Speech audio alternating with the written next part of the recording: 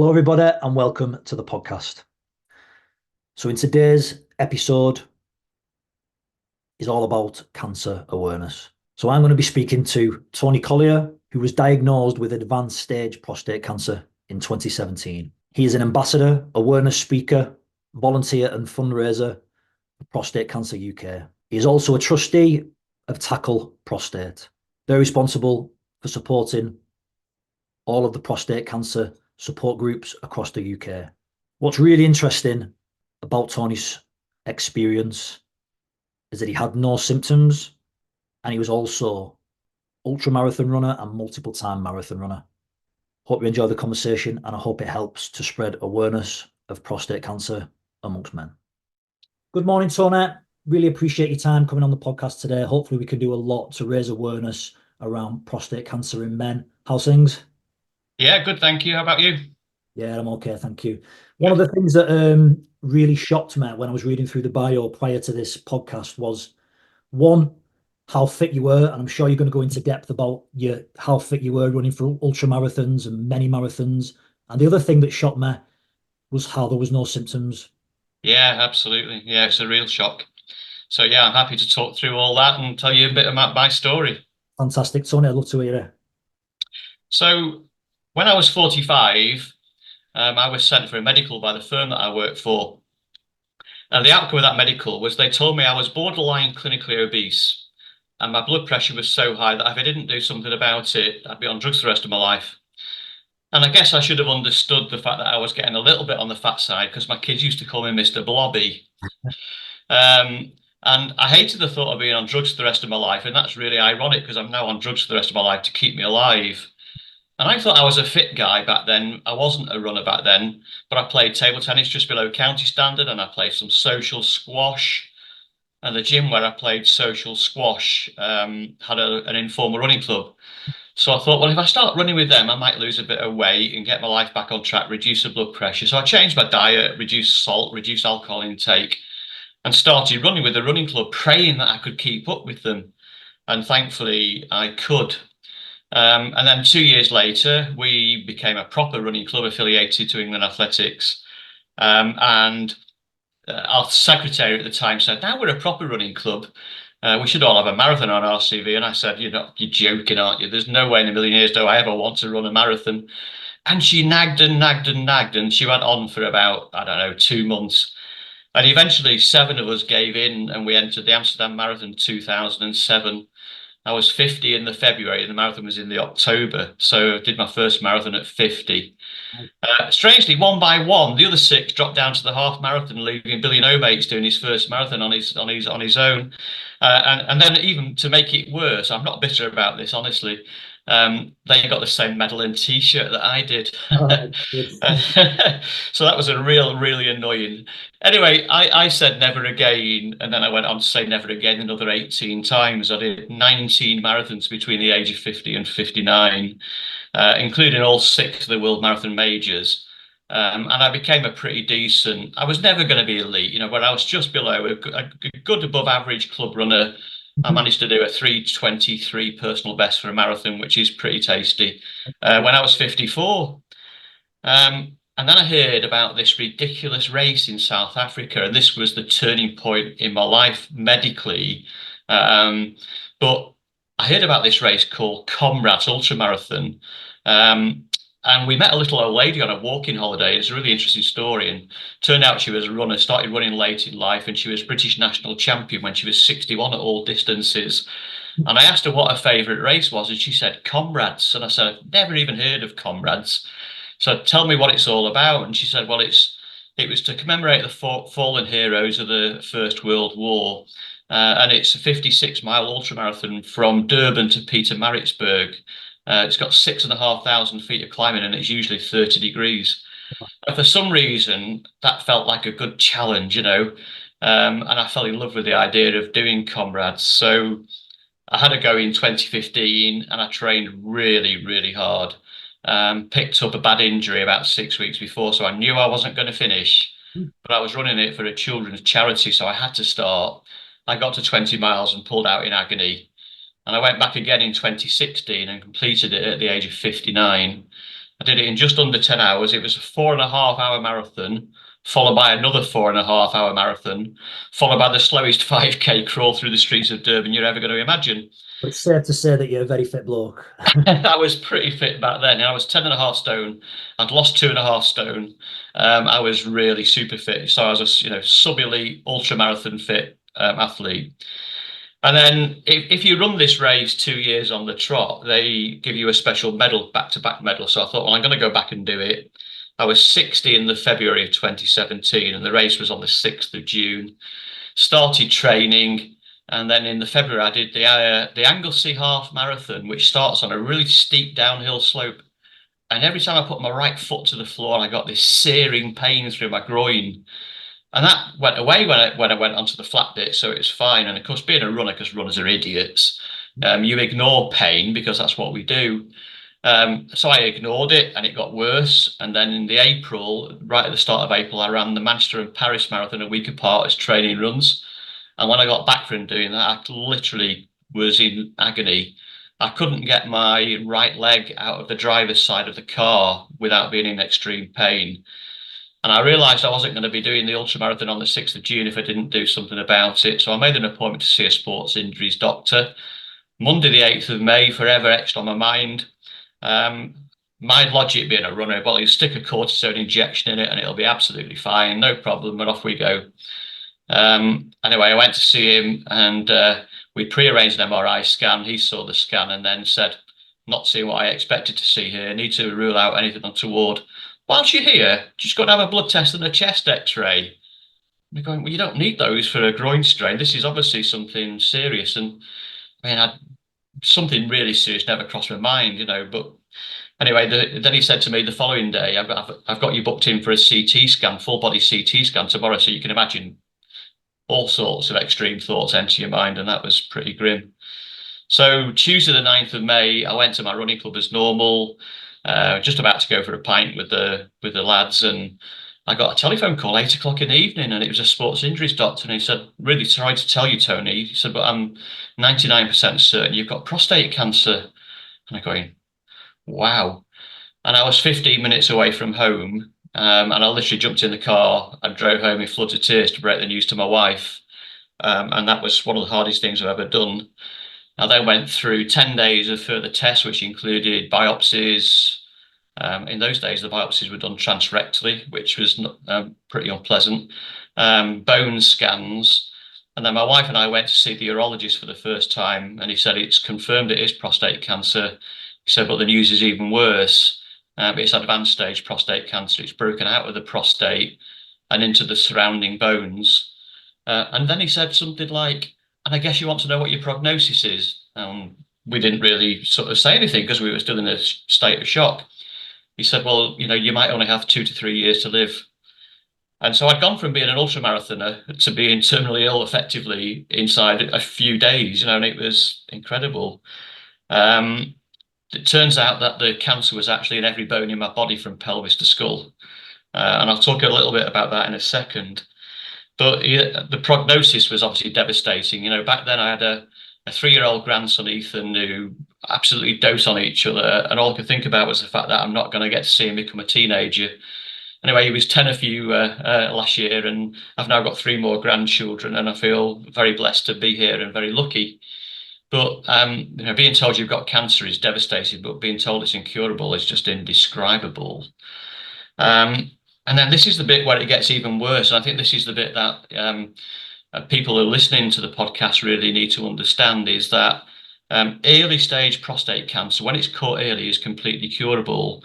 And when it's caught late, once it's spread outside the prostate, usually into the bones or the lymph nodes, it's incurable. And the treatment effectively is to remove male hormone, testosterone, because testosterone feeds prostate cancer. Wow. And it's effectively chemical castration. So if you let that sink in, what the impact of that is, it's horrendous. And the side effects were massive for me as both a man and as an athlete, completely emasculating. And I've had to deal with some, horrible side effects. I mean, the first one, weight gain. So I'm back to being Mr. Blobby again, which is not great. You get this ring of visceral fat around your middle.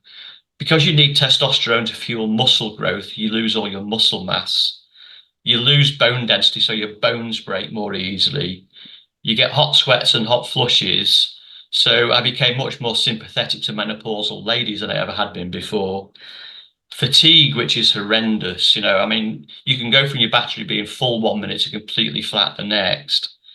But then loss of libido and sexual function. The oncologist, when we first met him, said, once you start on this hormone therapy, you won't be able to get an erection again, but it probably won't matter because you won't have any libido either.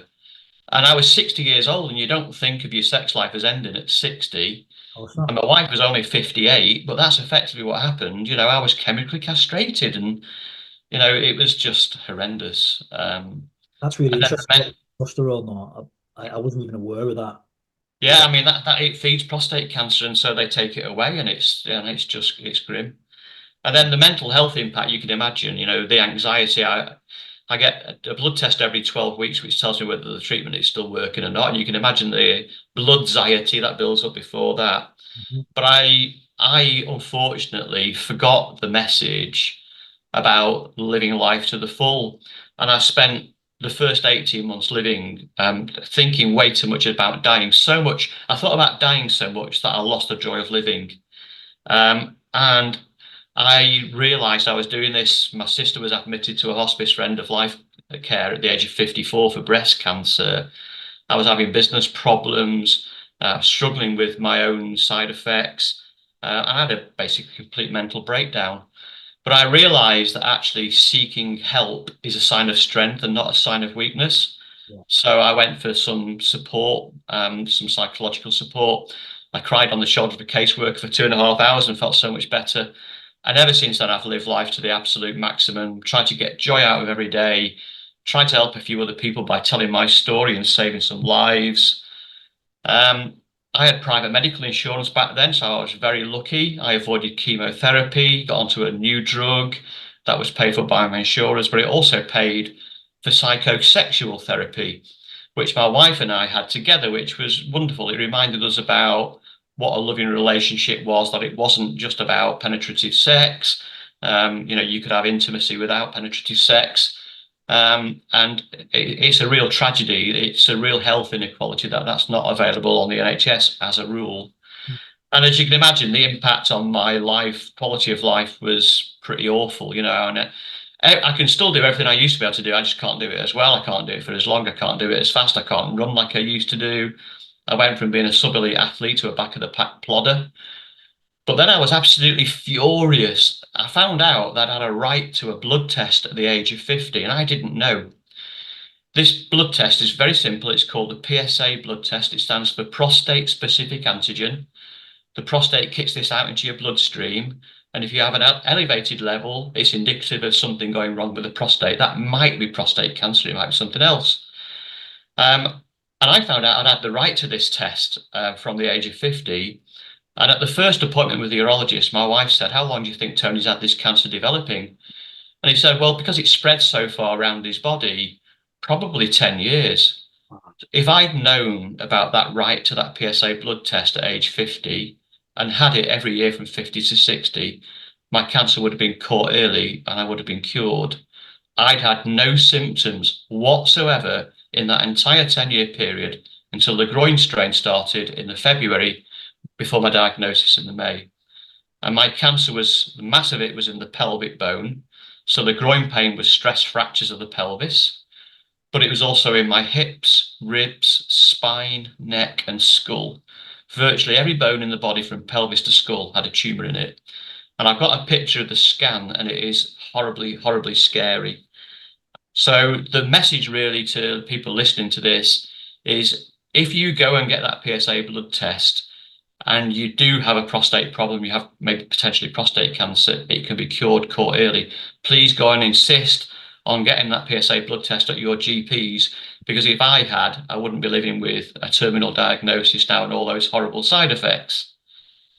And there's a story about a friend of mine who I was trying to get as a client of my accountancy practice. He knew my story. His partner knew my story. He was 47 years old. He was your archetypal alpha male, tall, handsome, good looking, great sportsman.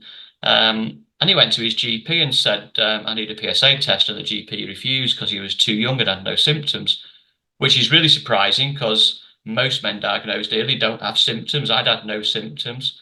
He knew I'd had no symptoms. So he said, look, this guy, Tony, was like, he had no symptoms. So eventually the doctor did the PSA test, and Mike's PSA was 4.7 at diagnosis. It should have been no more than 2. 6 weeks later, did another PSA test, and it had risen to 5.2. That was a 10% increase in 6 weeks. He'd have been dead at the age of 55 if he hadn't had that PSA test at 47. And so he phoned me up one day and said, and I didn't know any of this, he said, thanks for saving my life. I said, I didn't do anything, you did. All you did, you knew my story.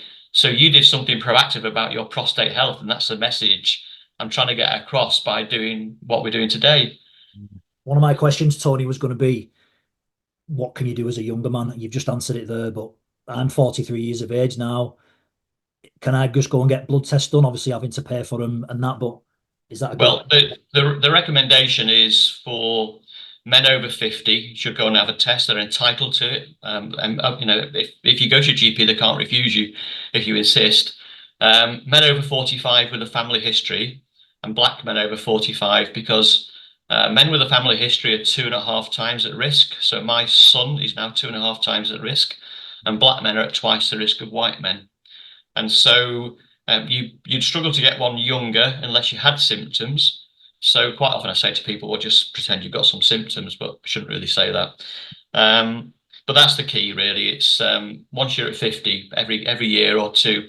But make sure you know the score on the door. You know, make sure you know what your PSA level is, and then monitor it, because as we get older, our prostate gets bigger. It kicks out more of this antigen into the bloodstream, and therefore your PSA levels rise. And so typically for a man of my age, PSA should have been no more than 4, and my PSA was 129. So you can imagine that was pretty elevated. Just clarify again, Tony, what does PSA stand for? Prostate specific antigen, and the prostate kicks this out into the bloodstream. The next part of my story really was about, you know, I'd had this sort of bit of a nervous breakdown, and I realized I needed to take control of the cancer rather than be controlled by it. And for me, exercise was vital, and it's been vital, and getting back to running as quickly as possible was really important to me. And I was very lucky because I got this treatment because I had private medical insurance, and that was basically developed here in the UK by the Institute of Cancer Research from people like you and me donating money to cancer research. And so I thought, well, I need to give something back. So I thought, well, I can still run. I know I'm going to be a lot slower, but what can I do? You know, so I set myself some challenges because fundraising is really important to these charities, especially post-COVID when they lost so much money. And so I'm going to tell you a little bit about some of the daft things that I've done since my diagnosis, not because I want to brag about them, but because I want to try to inspire people to say to them, what can you do to go out and help cancer research that's going to prolong my life, let me spend more time with my grandchildren? And I say to people, you know, what people said to me, you can't do a marathon when you've got stage 4 cancer. And I go, well, why not? You know, so people were setting barriers for me, and I just said, I'm going to push those barriers back. And that's the message really to get across to people. If people set artificial barriers, if you set yourself artificial barriers, just push them away, because you can do anything you want to if you really put your mind to it. And so I'm going to tell you about just 3 or 4 other things that I've done that I think are quite motivational. I'd qualified for the London Marathon in 2018 with a good for age time for a 60-year-old. And I ummed and ahed about whether I should take the place. I was a year into treatment. I knew it was going to be hell. It was hell. And I knew I couldn't do the training because of the fatigue. And I'd go out for a training run, and after about a mile, I realized it wasn't going to happen today. And I burst into tears, and, you know, cancer's robbed me of this. And I'd, you know, jog back home. And anyway, it was difficult. So it was the hottest London Marathon on record. I had a massive personal worst. It was 5 hours and 7. My best was 3 hours 23, so you can see it was quite a lot worse than I was used to doing. But it's the one I'm most proud of because I raised £13,000 for prostate cancer. That's going to help, the next generations of men and maybe help me. And then the following year, 2019, I decided I was going to try to run 970 miles in the year. Now, in the old days, that was a piece of cake because I was doing 15, 1600 miles a year, doing 2 marathons. But in the new world, it was really difficult. And I can hear you, I can see your mind whirring there, why 970 and not 1,000? And the reason for the 970 was that was how many men died of prostate cancer every month in 2019. We lose 12,000 men a year, now it's 1,000 a month. And I wanted to run 1 mile for each of those men, and that's what I did. By the end of the year, it had risen to 1,000. Then in 2021, I completed a 100-kilometer ultramarathon. They lied, it was 103 kilometers, but that's what race organizers do. I had to do it over 2 days because I simply wasn't strong enough to do it as a straight run. I did it with an overnight camp stop. So 36 miles on day one, 28 miles on day two. Day two involved about 100 yards of running, which was a sprint finish at the end. And the rest of it was power walking. I raised, again, thousands of pounds for charity. And then 2022, I'm a trustee of a charity called the Move Charity that basically supports teenagers and young adults living with cancer to get them moving again. Because movement is really important for everybody, not just for people living with cancer, but even more important for people like me. And so I decided I was going to try to run at least 5 kilometers every day for 365 days. I set off on the 1st of January. I had to have 3 days off because I tested positive for COVID. So I extended it until the 3rd of January. So I still did the 365 days. I averaged 3.8 miles and I raised £21,000, which is a quarter of that charity's budget. Amazing. So despite the fact people like me are living with stage 4 cancer, lots of us are still capable of doing remarkable things. And if I can do remarkable things, anybody can do remarkable things. And that's really the message to get across. With the most important message of this talk is to say to people, do something proactive about your prostate health once you're in the risk groups. Men over 50, men over 45 with a family history, black men over 45. Go and get your PSA blood test done at the GPs because I don't want you to end up like me. Yeah, that's amazing, Tony. Amazing. I mean, you see it kind of, there are a few examples that I can think of off the top of my head who people are dealing with incurable diseases who, with a shift of mindset, go on to achieve remarkable things like yourself, running the marathons, doing the 5K days, doing ultra marathons. It doesn't have to be a barrier as long as you've got that mindset switch. And it doesn't have to be a marathon. What for me was a marathon might be somebody else just going out for a long walk. I think even just doing a daily walk is a challenge for some people. And for some people, seated exercise. I use the word movement deliberately when I talked about the Move charity. It's not necessarily about exercise, it's about movement. Yeah. So you can actually do exercise, seated exercise. Any exercise is beneficial. But I think particularly people living with cancer, when they're going through a treatment cycle, it can be really difficult. So you're having chemo on a 3-week cycle. The first week you feel pretty grotty, apparently. Second week you feel a lot better, and third week you feel quite normal. So weeks 2 and 3 you can do a bit more. And I think I so far have managed to avoid chemo, so I don't really know much about it. But for me, the biggest thing was the lack of testosterone. I went from being a sub 20-minute 5K runner and struggling to get under 30 minutes. And that was the impact. My wife said, once you started on the hormone treatment, you aged 10 years in 1 year. And that was the impact. And that's the harsh reality. I became, instead of a 61-year-old, I became a 71-year-old because of the treatment. But I've not let it stop me doing stuff. I've tried my best to, after that first 18 months of a blip, I've tried to live a proper life to the full, try to get joy out of every day. And I think that there's a moral in that, isn't there, really? It's don't wait until you get this dread diagnosis before you really start living life. Yeah, of course. It's easy to say in it, kind of seize the day, but with no kind of motivation, you wonder what is going to get people actually trying to do that. And Yeah, unfortunately, absolutely. sometimes it takes something like what you've been through to get people to realize that.